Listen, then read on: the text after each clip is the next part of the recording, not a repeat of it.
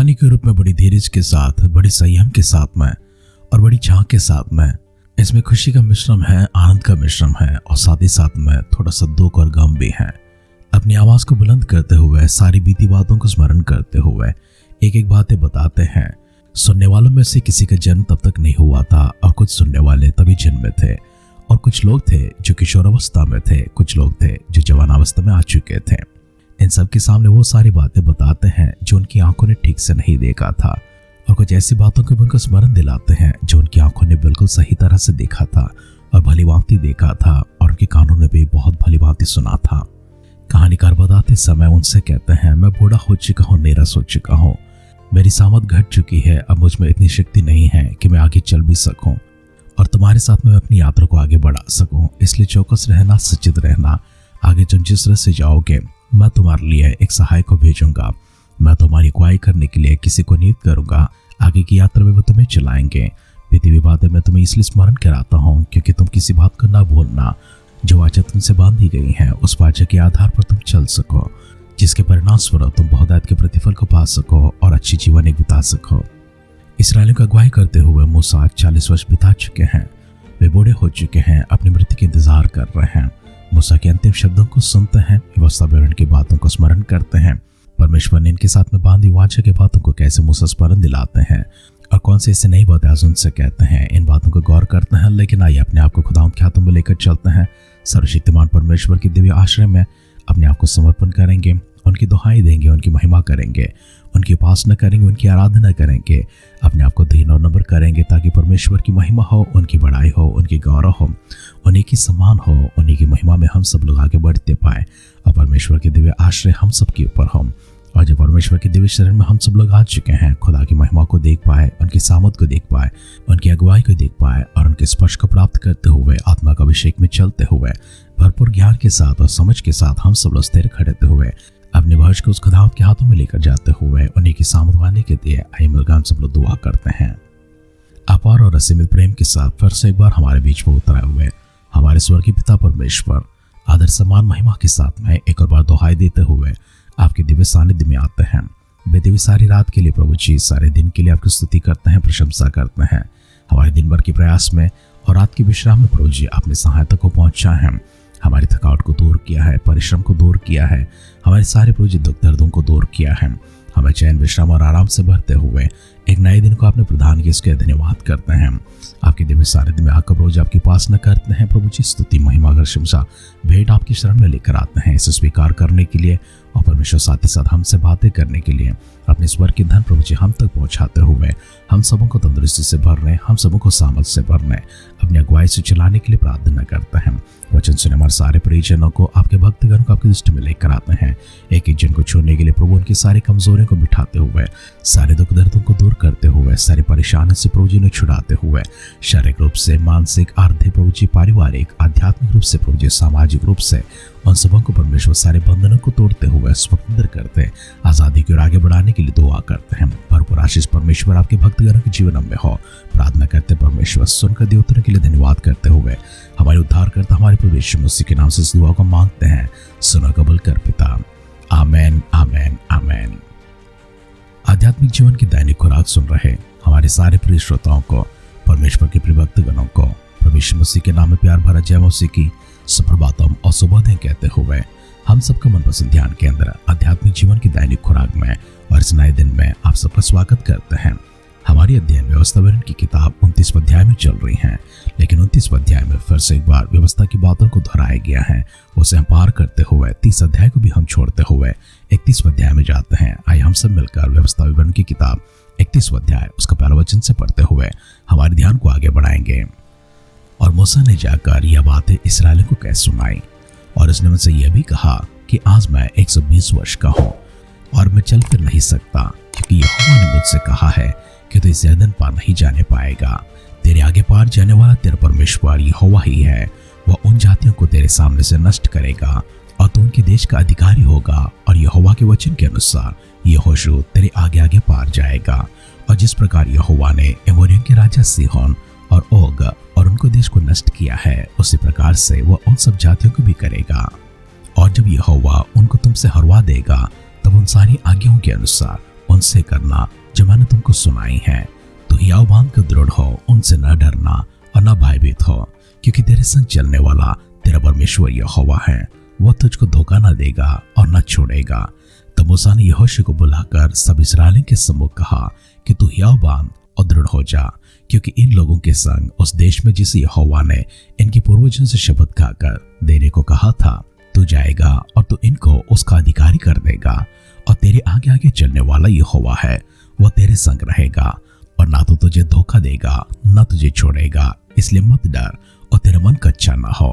फिर मूसा ने यह व्यवस्था लिखकर लेवी याजकों को, जो यहोवा की वाचा के संदूक उठाने वाले थे, और इस्राएल के सब वृद्ध लोगों को सौंप दी। तब मूसा ने उनको आज्ञा दी कि 7-7 वर्ष के बीतने पर, अर्थात उगाही न होने के वर्ष के झोपड़े वाले पर्व में, जब सब इस्राएली तेरे परमेश्वर यहोवा के उस स्थान पर जिसे वो चुन लेगा आकर इकट्ठे हो, तब यह व्यवस्था सब इस्राएलियों को पढ़कर सुनाना। क्या पुरुष, क्या स्त्री, क्या बालक, क्या तुम्हारे फाटकों के भीतर के परदेसी, सब लोगों को इकट्ठा करना कि वे सुनकर सीखें और तुम्हारे परमेश्वर यहोवा का भय मानकर इस व्यवस्था के सारे वचनों का पालन करने में चौकसी करें।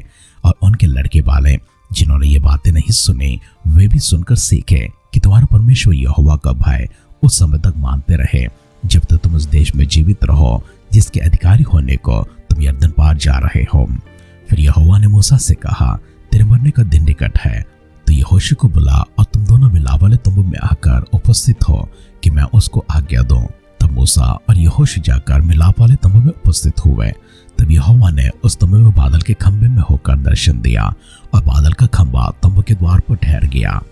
तब यहोवा ने मूसा से कहा, तू तो अपना पुरखाओं के संग सो जाने पर है, और ये लोग उठकर उस देश के पराये देवताओं के पीछे जिनके मध्य में वे जा रहे हैं, वे विचारी हो जाएंगे और मुझे त्याग कर जो वाचा मैंने उनसे बांधी थी तोड़ देंगे। उस समय मेरा कोप इन पर भड़केगा और मैं भी इन्हें त्याग कर इनसे अपना मुँह छुपा लूंगा और ये आहार हो जाएंगे। और बहुत सी विपत्तियां और क्लेश इन पर आ पड़ेंगे, यहाँ तक कि ये उस समय कहेंगे, क्या ये विपत्ति यहाँ पर इस कारण तो नहीं आ पड़े क्योंकि हमारा परमेश्वर हमारे मध्य में नहीं रहा। उस समय मैं इन सब बुराइयों के कारण जो ये पराये देवताओं की ओर फिर कर करेंगे, निस्संदेह उनसे अपना मुँह छुपा लूंगा। सो अब तुम यह गीत लिख लो और तो इस्राएलियों को सिखाकर कंठस्थ करा देना, इसलिए कि यह गीत उनके विरुद्ध मेरा साक्षी ठहरे जब मैं इनको उस देश में पहुंचाऊंगा जिसे देने को मैंने इनके पूर्वजों को शपथ खाई थी, और जिसमें दूध और मधु की धाराएं बहती हैं, और खाते खाते इनका पेट भर जाए और ये हृष्ट पुष्ट हो जाएंगे। तब ये पराये देवताओं की ओर फिर कर उनकी उपासना करने लगेंगे और मेरा तिरस्कार करके मेरी वाचा को तोड़ देंगे। वरन अभी भी जब मैं इन्हें इस देश में जिसके विषय में शपथ खाई है पहुंचा नहीं चुका, मुझे मालूम है कि ये क्या कल्पना कर रहे हैं। इसलिए जब बहुत सी विपत्तियां और क्लेश इन पर आ पड़ेंगे, तब ये गीत उन पर साक्षी देगा, क्योंकि इनकी संतान को कभी भी नहीं भूलूंगा। तब मूसा ने उस दिन यह गीत लिखकर इस्राएलियों को सिखाया, और उसने नून के पुत्र यहोशू को यह आज्ञा दी कि हियाव बांध कर दृढ़ हो, क्योंकि इस्राएलियों को उस देश में जिसे देने की मैंने शपथ खाई थी तो पहुंच जाएगा, और मैं आप तेरे संग रहूंगा। जब मूसा इस व्यवस्था के वचन को आदि से अंत तक पुस्तक में लिख चुका, तब उसने यहोवा के संदूक उठाने वाले लेवियों को आज्ञा दी कि व्यवस्था की इस पुस्तक को लेकर अपने परमेश्वर यहोवा की वाचा के संदूक के पास रख दो, कि यह वहां तुझ पर साक्षी देता रहे, क्योंकि तेरा बलवा और हट मुझे मालूम है। देखो, मेरे जीवित और संग रहते हुए भी तुम यहोवा से बलवा करते आए हो, फिर मेरे मरने के बाद भी क्यों ना करोगे। तुम अपने गोत्रों के सब वृद्ध लोगों को और अपने सरदारों को मेरे पास इकट्ठा करो, कि मैं उनको ये वचन सुनाकर उनके विरुद्ध आकाश और पृथ्वी दोनों को साक्षी बनाऊं, क्योंकि मुझे मालूम है कि मेरी मृत्यु के बाद तुम बिल्कुल बिगड़ जाओगे और जिस मार्ग में चलने की आज्ञा मैं तुझको सुनाई है उसको भी तुम छोड़ दोगे, और अंत के दिनों में जब तुम वह काम करोगे जो यहोवा की दृष्टि में बुरा है, अपनी बनाई वस्तुओं की पूजा करके उसको रीस दिलाओगे, तब तुम पर विपत्ति आ पड़ेगी। तब मूसा ने इस्राएल की सारी सभा को इस गीत के वचन आदि से अंत तक कह सुनाया। व्यवस्थाविवरण के ग्रंथ 31 अध्याय के पहला वचन से लेकर अंतिम वचन तक हमने पर कुछ सुना है। मूसा इस्राएलियों से कहते हैं, मेरी उम्र 120 वर्ष हो चुकी है, मैं बूढ़ा हो चुका हूँ। मूसा के जीवन को हम देखते हैं, 40 वर्ष उन्होंने मिस्र देश में राजकुमार की तरह बिताया था। उसके बाद 40 वर्षों के लिए मिद्यान देश में जाते हैं, परदेसी होकर वहां पर बिताते हैं।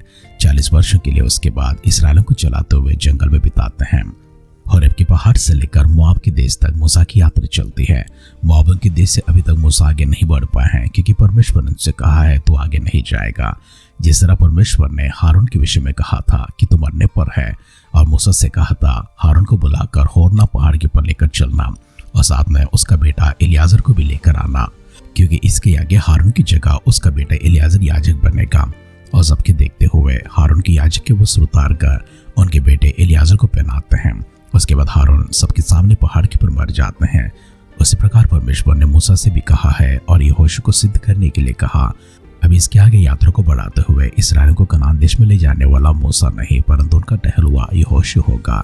इसलिए यहोशू को बुलाकर हियाव बांधने के लिए, दृढ़ होने के लिए कहते हैं। और साथ ही साथ में परमेश्वर मूसा को यह भी बातें कह सुनाते हैं, इसराइल की ये प्रजा जो आज मेरे सामने है, कल यहाँ से कनान देश में जाने के बाद वे बिगड़ जाएंगे।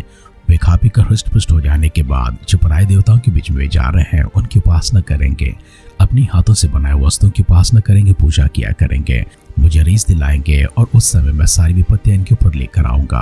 परमेश्वर इनके विषय में कहते हैं, वरन उस देश में जाने से पहले इस देश में ही उन्होंने मेरे विरुद्ध में बलवा किया है, कई बार किया है और आगे भी करते रहेंगे। मैं जानता हूँ ये लोग बहुत जल्द बिगड़ने वाले हैं, वरन अभी बिगड़ चुके हैं। फिर भी मेरी वाचा की ये बातें उनके संग भी होगा, उनके संतानों के संग भी होगा। मैं उनको छोड़ूंगा नहीं, त्यागूंगा नहीं, मैं कभी उनको भूलूंगा नहीं।